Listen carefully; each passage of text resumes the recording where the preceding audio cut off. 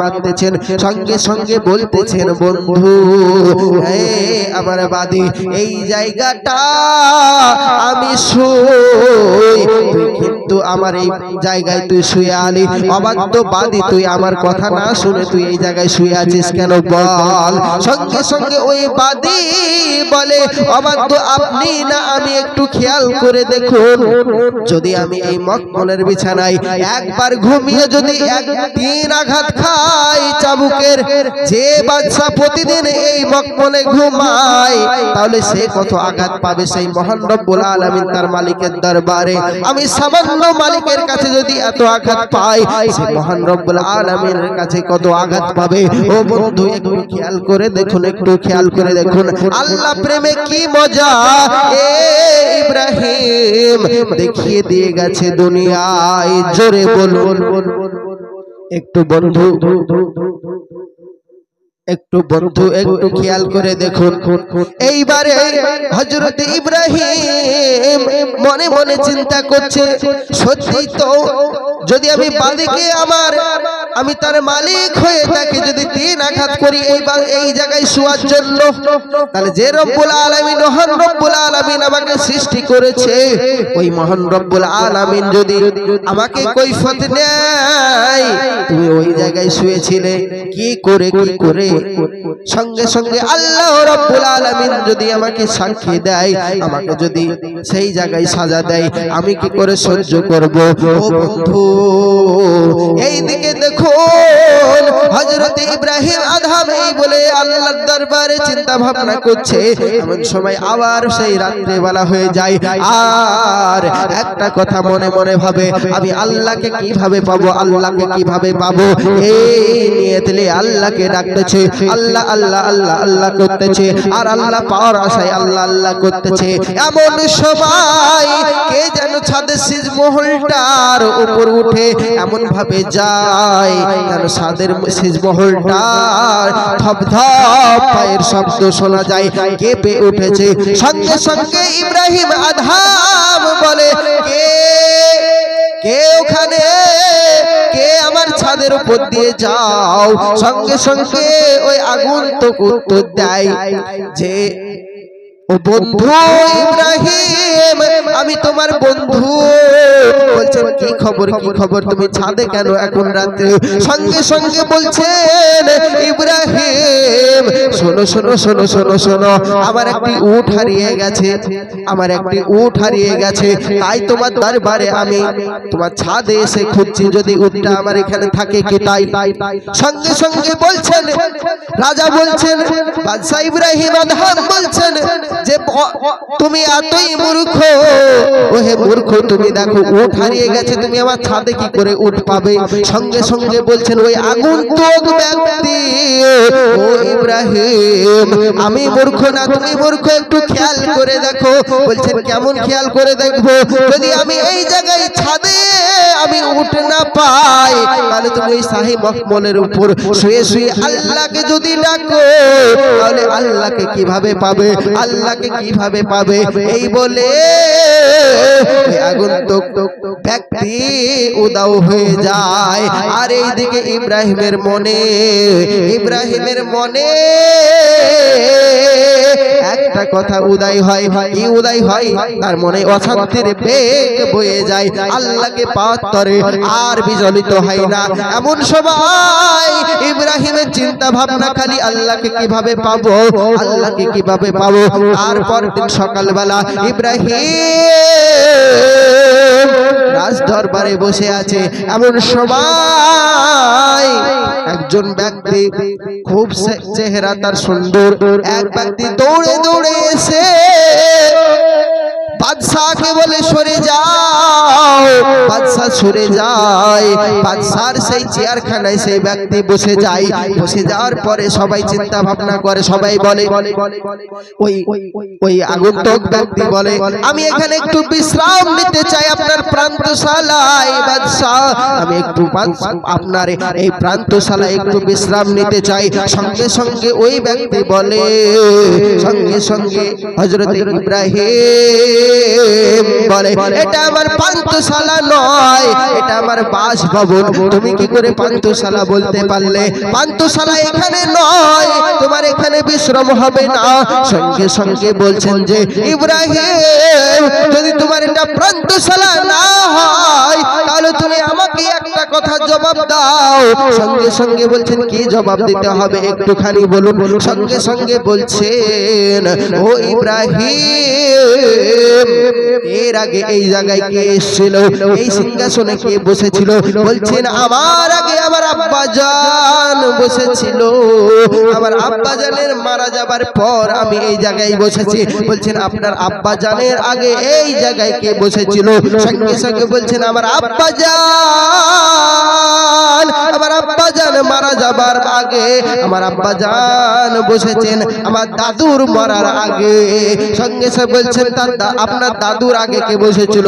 এইভাবে তিন চারটে জিজ্ঞাসা করার পর সবার উত্তরে একই আসে যে পরস্পর আসে আর পরস্পর চলে যায়, কিন্তু কারো চিরস্থায়ী বাসভবন হতে পারে নাই।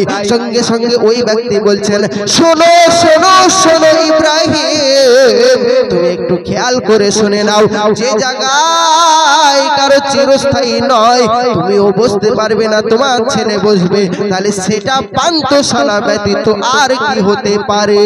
জোরে বলুন। ইব্রাহিম যেই শুনেছে, ইব্রাহিম এই কথা শোনার পরেই সঙ্গে সঙ্গে ওই আগন্তুক ব্যক্তি ছুটে চলে যায়, আবার বাইরের দিকে চলে যায়। আর ইব্রাহিমের মনে একটা ধিক্কার হতে লাগে, হাই আল্লাহ হাই আল্লাহ হাই আল্লাহ, আমি আপনাকে কিভাবে পাবো কিভাবে পাবো? এমন সময় ইব্রাহিমের মনে খুব ব্যাকুল ব্যাকুল হয়ে যায়। ইব্রাহিম বলে আমাকে আজ দুনিয়া ভালো লাগছে না, চলো চলো চলো আমার গোলাম সবাই ও আমার মন্ত্রী সবাই চলো, ওই জঙ্গলে যাব আমি শিকার করতে, আর আমাকে ভাল লাগছে না।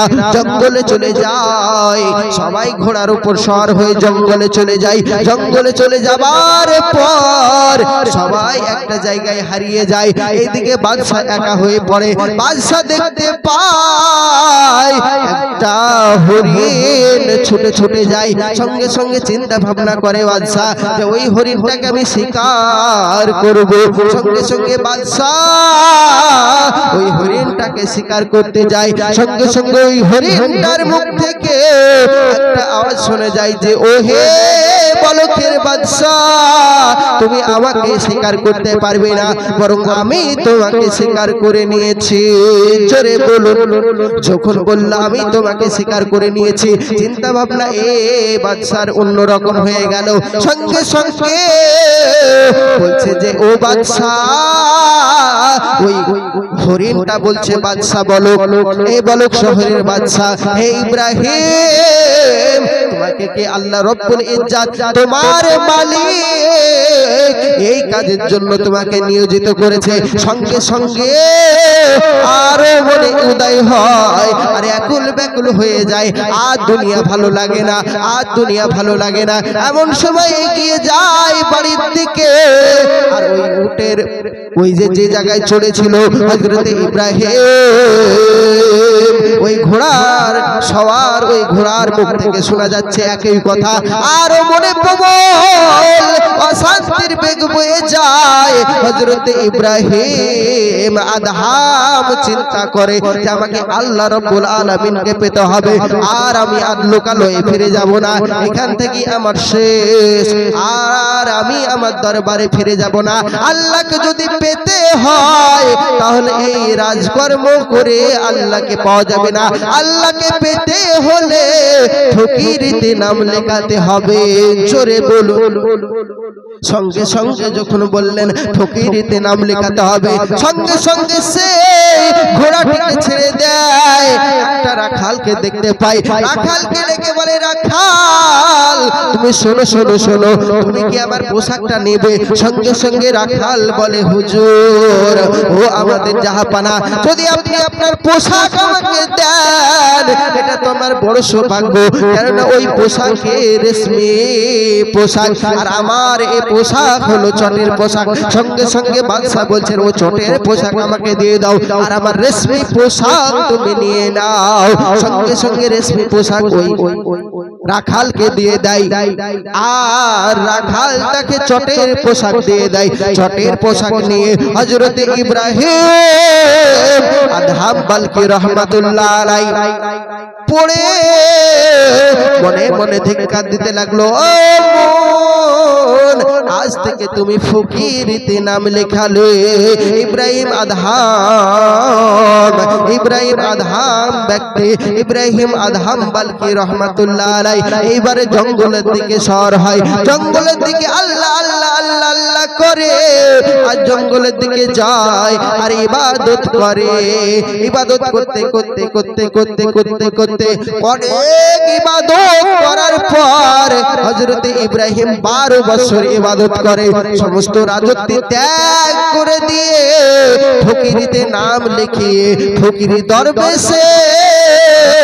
দরবেশ বেশে তিনি চলে যায় জঙ্গলের দিকে আর ইবাদত করতে থাকে। ইব্রাহিমের কাজ ছিল রাতে ইবাদত করা আর দিনের বেলা রোজা পালন করা। ইব্রাহিম এইভাবে দিন রাত কাটিয়ে দিত। এমন সময় যখন বৃহস্পতিবার আসতো তখন ইব্রাহিম ওই জঙ্গল থেকে বেরোতেন এবং বেরিয়ে জঙ্গলে কিছু কাঠ সংগ্রহ করে ইব্রাহিম তা বাজারে বিক্রি করতেন এবং বাজারে বিক্রি করে যা রুটি হতো, আটা হতো, ওই আটা নিয়ে হযরত ইব্রাহিম তা অর্ধেক রুটি যারা দরিদ্র এবং ভিক্ষুককে দান করে দিতেন আর অর্ধেক রুটি ইব্রাহিম আদহাম পান করতেন, খেতেন। হযরত ইব্রাহিম আদহাম বালকি রহমাতুল্লাহ আলাইহি দেখুন আল্লাহর প্রেমে কত মজে গেছে, আল্লাহর প্রেমে কত মজে গেছে। ও বন্ধু, যারা আল্লাহর প্রেমে মজে যায় এদের কোনো চিন্তা থাকে না, আল্লাহকে পাওয়া ছাড়া আর কোনো চিন্তা নেই। আল্লাহকে পাবো করে কিভাবে ইবাদত করছে। একদিন হযরত ইব্রাহিম আদহাম বালকি একটা ছোট্ট মসজিদের ওখানে একটা ঘরের ভিতরে নামাজ পড়তেছে, একটা লোক নামাজ পড়তেছে। হযরত ইব্রাহিম দেখতে পাই যে ওই জায়গায় দাঁড়িয়ে এত জোরে বাতাস বয়, হযরত ইব্রাহিম আদহাম বালকি চিন্তা ভাবনা করে ওই লোকটিকে হয়তো এই মানুষটিকে হয়তো ঠান্ডা লাগতেছে, এইভাবে দাঁড়িয়ে থাকে। হযরত ইব্রাহিম সেই গেটের মুখে সারা রাত কাটিয়ে দেয়। জোরে বলুন, সারা রাত যখন কাটিয়ে দেয় হযরত ইব্রাহিম আদহাম বালকিকে সকালবেলা ওই লোকটি প্রশ্ন করলো যে ও দরবেশ, আমি নামাজ পড়ছিলাম, তুমি কেন সারা রাত দরজার সামনে দাঁড়িয়ে থাকলে? বলছে দরজার সামনে এই জন্যই দাঁড়িয়েছিলাম, বড়ই হাওয়া বইছিল, অনেক হাওয়া বইছিল, হয়তো তোমাকে শীত লেগে যাবে, শীতের সময় তো তোমাকে শীত লেগে যাবে হয়তো, সেই জন্য আমি দাঁড়িয়ে দাঁড়িয়ে তোমার জন্য কাটিয়ে দিয়েছি যেন তোমাকে শীত না লাগে। জোরে বলুন। ও বন্ধু দেখুন, একটু খেয়াল করে দেখুন, যারা আল্লাহর প্রেমে মজে যায় এরা আল্লাহ ছাড়া আর কোনো কিছুকে চিনে নাই। হযরত ইব্রাহিম আদহাম বালকি রহমাতুল্লাহ আলাইহি আরো একদিন ইবাদত করতেছে, এমন ইবাদত করতেছে এমন সময় এত ঠান্ডা পড়ে, ওই ঠান্ডাতে বরফ গলে গলে পড়তেছে ওই জঙ্গলের ভেতর। এমন সময় ইব্রাহিম চিন্তা ভাবনা করতেছে যে আমাকে এত ঠান্ডা লাগতেছে, ইতিমধ্যে আমার জ্বর হয়ে পড়েছে, আমি হয়তো আর বাঁচব না দুনিয়ায়। ইন্না লিল্লাহি ওয়া ইন্না ইলাইহি রাজিউন, আমি হয়তো আর বাঁচব না দুনিয়ায়। এইভাবে আল্লাহর দরবারে ইবাদত করছে আর আল্লাহ পাককে জানাচ্ছে, আয় আল্লাহ, যদি একটু আমাকে আপনি একটুখানি গরম এনে দিতেন, আমি ইব্রাহিম ওই গরম পেয়ে একটু ভালোভাবে ইবাদত করতে পারতাম। সঙ্গে সঙ্গে ইব্রাহিম আদহাম, হযরত ইব্রাহিম আদহাম রহমাতুল্লাহ আলাইহি ভাইকে কে যেন গরম একটুখানি দিয়ে দিল, মনে হচ্ছে কোনো একটা কাপড় তার গায়ে জড়ানো, কোনো একটা কাপড় জড়ানো। এইভাবে ইব্রাহিম ভালো গরমে তার রাতটা কেটে যায়।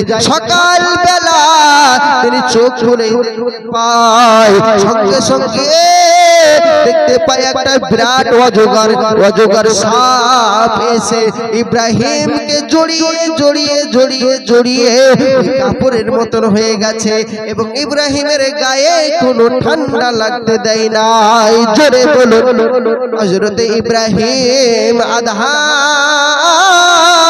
কত বড় আল্লাহ প্রেমিক ছিলেন যে সাপ দুনিয়ার গজব যাকে চিনে সবাই অজগর সাপকে দুনিয়ার গজব রূপে চিনে। আর হযরত ইব্রাহিমের জন্য রহমত স্বরূপ হয়ে যায়। জোরে বলুন যখন রহমত হয়ে যায় ওই ইব্রাহিম মনে মনে ভাবে আল্লাহ দুনিয়ার গজব রূপে সবাই যাকে চিনে সে আজ আমার রহমত রূপে তাকে পাঠিয়ে দিয়েছো।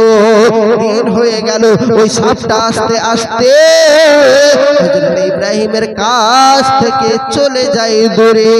জোরে বলুন আল্লাহর ওলি। এই জন্য বলি আল্লাহর ওলি আপনার দরবারে আমরা সবাই হাজির হয়েছি। আল্লাহর ওলি আপনার দরবারে আমরা সবাই হাজির হয়েছি। জোরে বলুন বইটা দাও।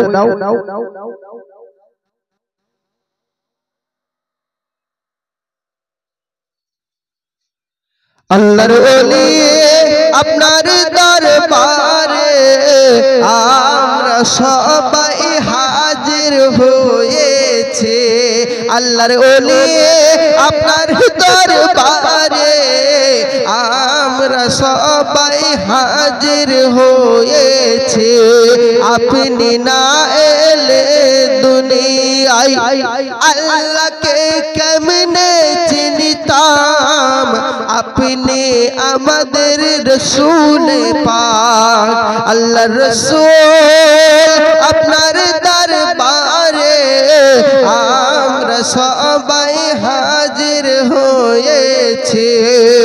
আল্লাহর রসূল আপনার দরবারে আমরা সবাই হাজির হয়েছি। দেখুন কবি কত সুন্দর কথা বলছেন। এমন আমি পীর ধরেছি, আশিকদের জন্য বলছি। ইব্রাহিম আদহাম বালকির কষ্টের কথা দেখুন, মহব্বত কেমন ভাবে রাখতে হবে আল্লাহর ওলিদের প্রতি একটু খেয়াল করে দেখুন। আমার গজলটি একটুখানি শুনবেন। আল্লাহর ওলি এমন আমি পীর ধরেছি, এমন আমি পীর ধরেছি আহারে যার তুলনা নাই। এমন আমি পীর ধরেছি আহারে যার তুলনা নাই। পীরের দুটি চরণ ধরে, পীরের দুটি চরণ ধরে যেন বেহেশতে যেতে পাই। পীরের দুটি চরণ ধরে, পীরের দুটি চরণ ধরে যেন বেহেশতে যেতে পাই।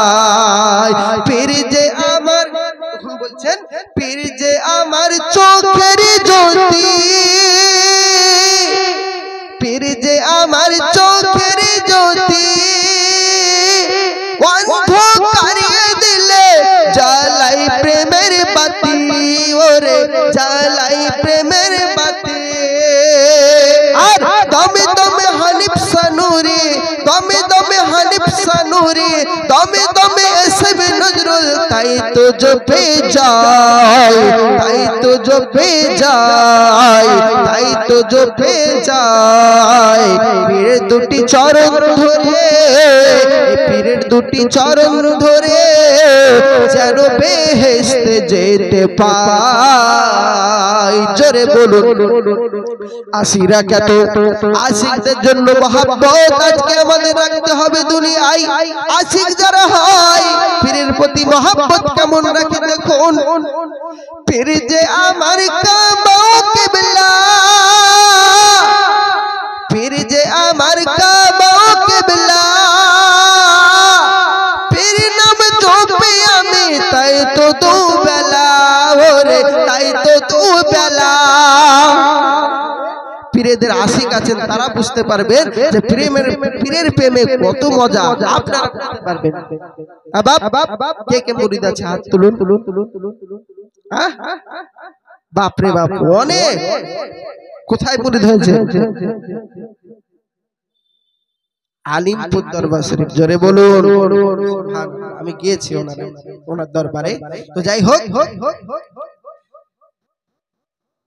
पीर जे आमार काबा किबला पीर जे आमार काबा किबला पीर नाम जपे आमी ताई तो दो बेला ओरे ताई तो दो बेला पीर नाम नीते नीते पीर नाम नीते नीते पीर नाम नीते नीते मुरते आमी चाई मुरते आमी चाई पीरेर दुटी चरण धरे पीरेर दुटी चरण धरे जेनो बेहेस्ते जेते पाई पीरेर दुटी चरण धरे जेनो बेहेस्ते जेते पाई তারপর কবি কত সুন্দর কথা বলছেন পীরের প্রেমে যে জন ডুবেছে পীরের প্রেমে যে জন ডুবেছে মৃত্যুকে মরার আগে সে বরণ করেছে ওরে বরণ করেছে কাফনের তাজ করে তাই কাফনের তাজ করে তাই কাফনের তাজ করে তাই পরেছি মাথায় পীরের দুটি চরণ ধরে পীরের দুটি চরণ ধরে যেন বেহেশতে যেতে পাই যেন বেহেশতে যেতে পাই তারপর কবি কত সুন্দর কথা বলছেন पीर जे आमार एसमी नजरुल आमार पीर मुर्शिद बोलছি पीर जे आमार एसमी नजरुल আর তার তরি হাজার জ্বালা সইতে যে পারি ওগো সইতে যে পারি আর তার খুশি খুশি আমি তার খুশি খুশি আমি তার খুশি খুশি আমি আর কিছু না চাই আর কিছু না চাই পীরের প্রেমে পীরের দুটি চরণ ধরে পীরের দুটি চরণ ধরে যেন বেহেশতে যেতে পাই তারপর বলছেন আজকে যারা এসেছো হেতাই আজকে যারা এসেছো হেতাই সকল আহলে সুন্নাতুল ওয়াল জামাতের লোককে বলছি মালদা জেলায় যারা এসেছেন এই জায়গায় প্রোগ্রামে যারা এসেছেন তারা আজকে যারা এসেছো হেতাই রহমত খোদার জানি পাবে গো সবাই ওরে পাবে গো সবাই আর ছাপকাঠির মাটি আজি ছাপকাঠির মাটি আজি ধন্য হয়েছে পীরের দুটি চরণ ধরে পীরের দুটি চরণ ধরে যেন বেহেশতে যেতে পাই এই পীরের দুটি চরণ ধরে যেন বেহেশতে যেতে পাই তারপর ও জামানা নাও গো শুনে আজ ও জামানা নাও গো শুনে আজ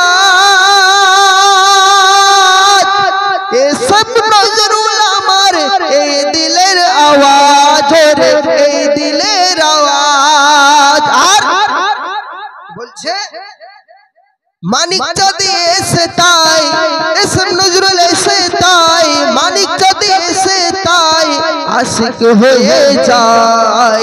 আশিক হয়ে যায় পীরের দুটি চরণ ধরে যেন বেহেশতে যেতে পাই, পীরের দুটি চরণ ধরে যেন বেহেশতে যেতে পাই, পীরের দুটি চরণ ধরে যেন বেহেশতে যেতে পাই। জোরে বলুন।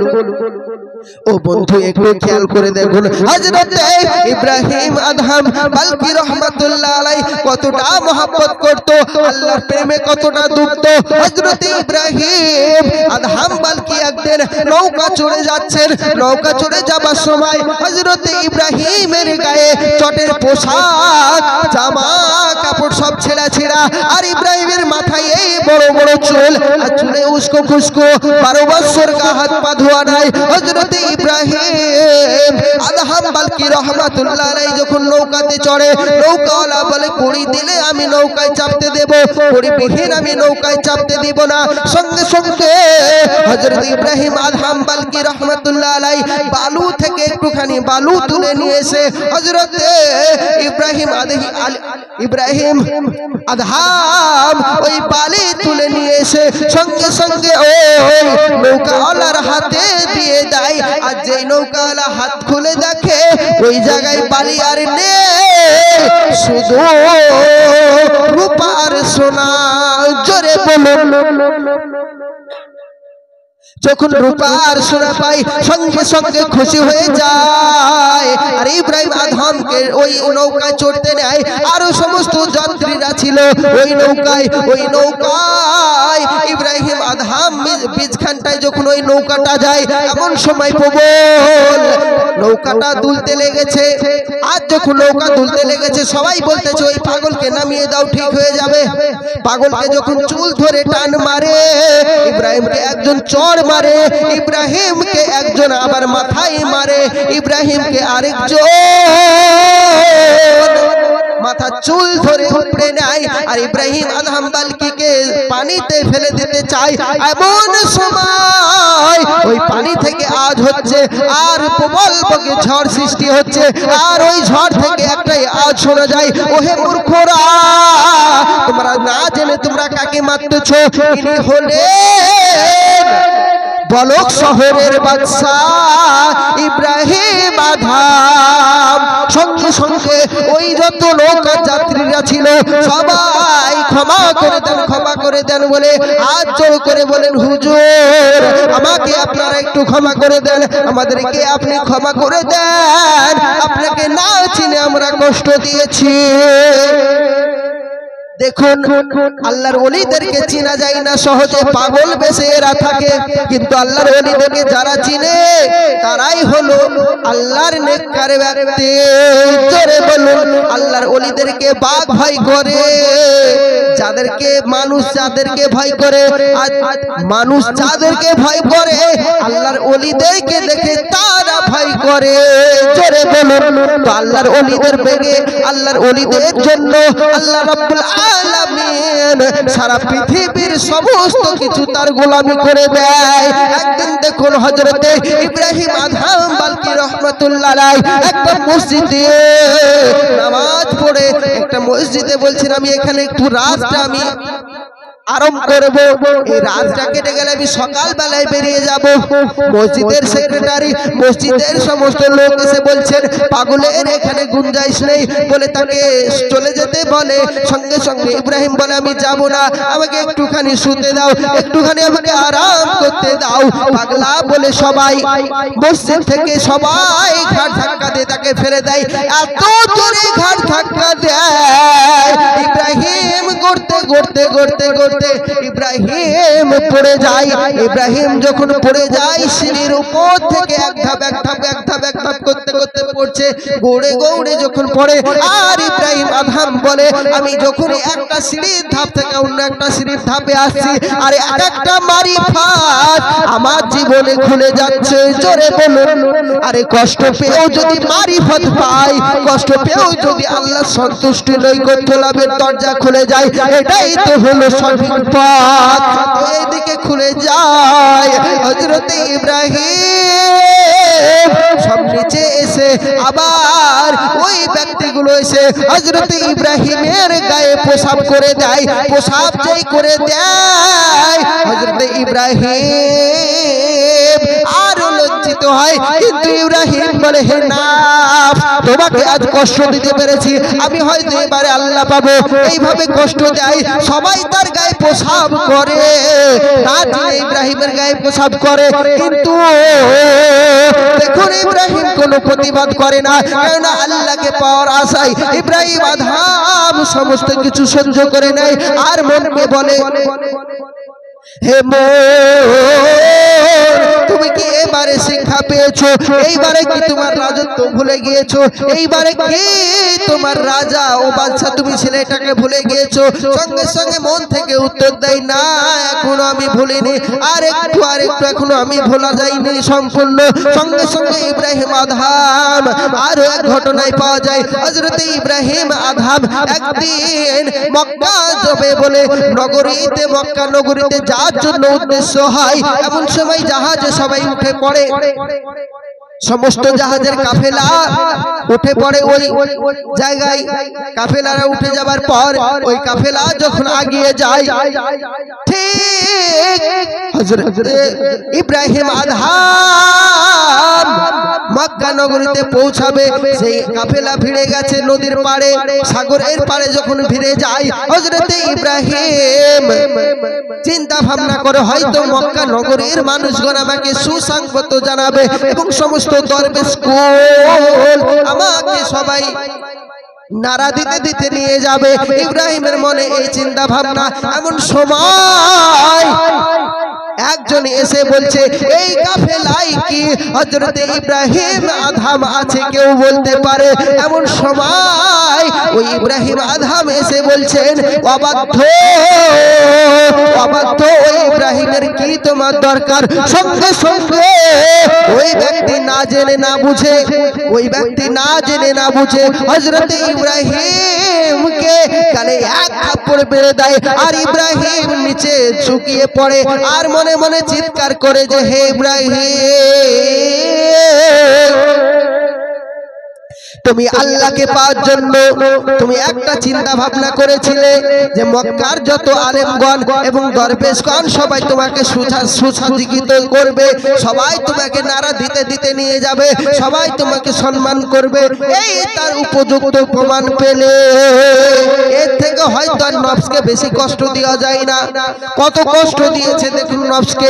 এমন সময় অন্য একটি দরবেশ এসে বলছেন হায় হায় হায় হায়, তুই এটা কি করলি, তুই এটা কি করলি? এ তো আমাদের ইব্রাহিম আদম ওলি কুলের শিরোমণি, এই হযরত ইব্রাহিম আদম দরবেশ কুল ধন্য যার ওসিলাতে হবে, তাকে তুই আজ চর মেরে ফেলে দিয়েছিস। সঙ্গে সঙ্গে ওই ব্যক্তি ইব্রাহিমের হাত ধরে বলছে হুজুর আপনি আমাকে মাফ করে দেন, না চিনে আপনাকে মেরেছি। সঙ্গে সঙ্গে ওই ইব্রাহিম আদম বালকি রহমাতুল্লাহ আলাইহি বলছেন ও বাপ তুমি একটু শুনে নাও, তুমি একটু শুনে নাও, যদি আমার গালে তো অত লাগেনি, কিন্তু তোমার হাতে যদি লাগে সেই জন্য তুমি আমাকে মাফ করে দাও। জোরে বলুন ইব্রাহিমের মোহাব্বত দেখুন, ইব্রাহিমের মোহাব্বত দেখুন। এইবারে ইব্রাহিমকে দরবেশ কুল ধন্য হবে বলে নারা দিতে দিতে নিয়ে যায়। আরো এক বর্ণনায় পাওয়া যায়, একটুখানি আপনাদেরকে আমি ঘুরিয়ে বলছি দেখুন। একজন